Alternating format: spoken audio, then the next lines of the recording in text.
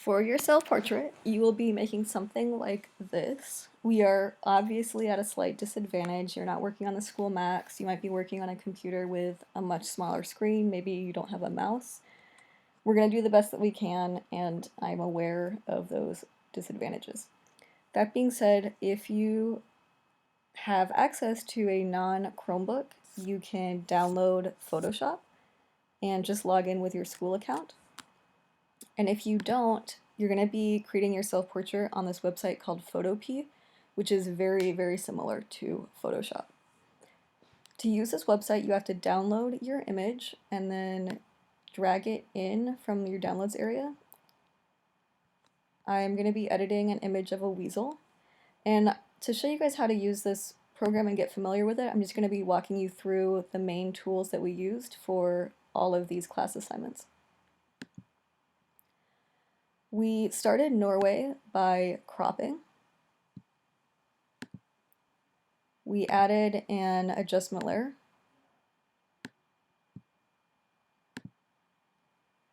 And we added a filter. There's not a way to select multiple layers and then convert for smart filter, but I can still just do it if I'm only using an image layer. And I'm going to add a motion blur. I don't know why you would want to do that, but here it is. To undo things, your keyboard shortcuts might be different than in class. It could be Command Z, it could be Control Z.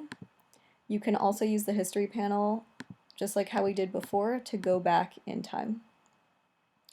For the retouching assignment, we used the spot healing brush, patch tool, and lasso. They work the same. You can adjust your brush size up here. And I'm just gonna spot heal that little hair. So really similar. For the money assignment, I will start by creating a new layer, and we use the brush tool. You can select colors down here.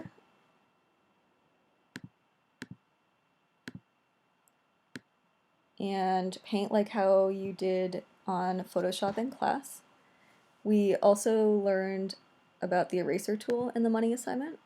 If you're on the right layer, it works the same way. We did the shape tool.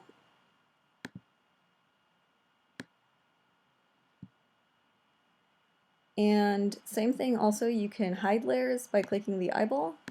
You can also, if these were like overlapping or something, you can also just rearrange them that same way as well. And whatever layer's on top is what will be on top in your picture.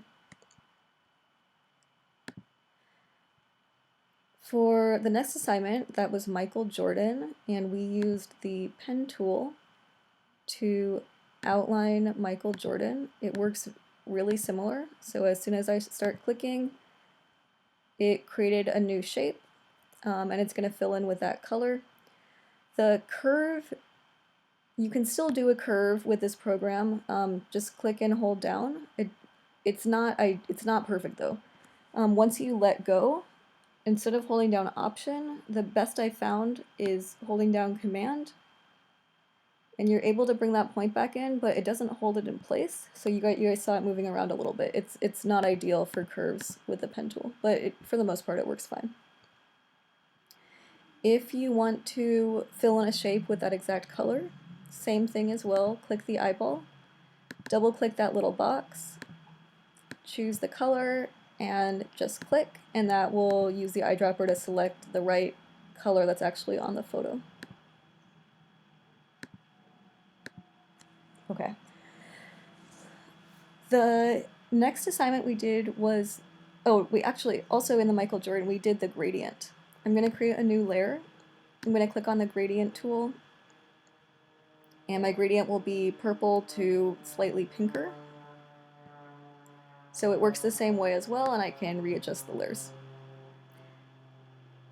Okay, the next assignment that we did was the rabbit.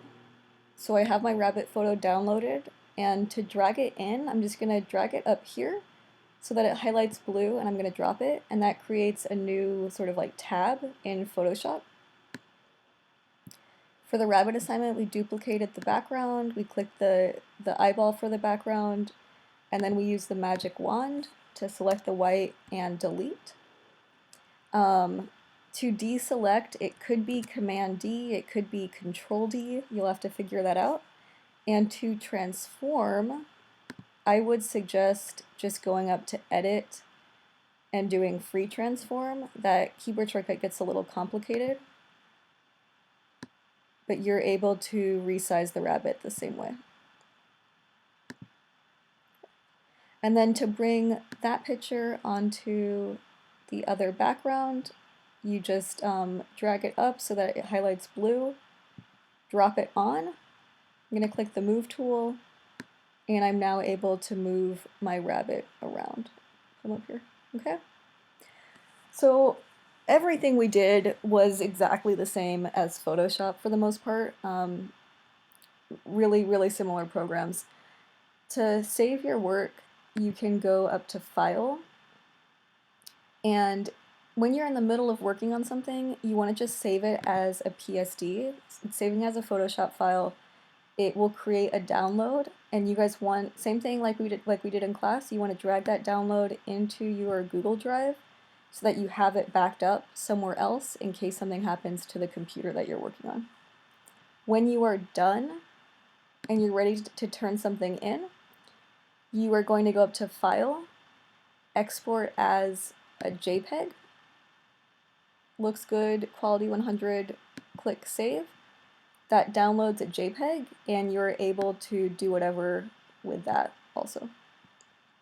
So right now, if you have not already opened up Photopea, follow these instructions, open it up, mess around, export your image as a JPEG and drag it into there. And that is all. Good luck. Bye.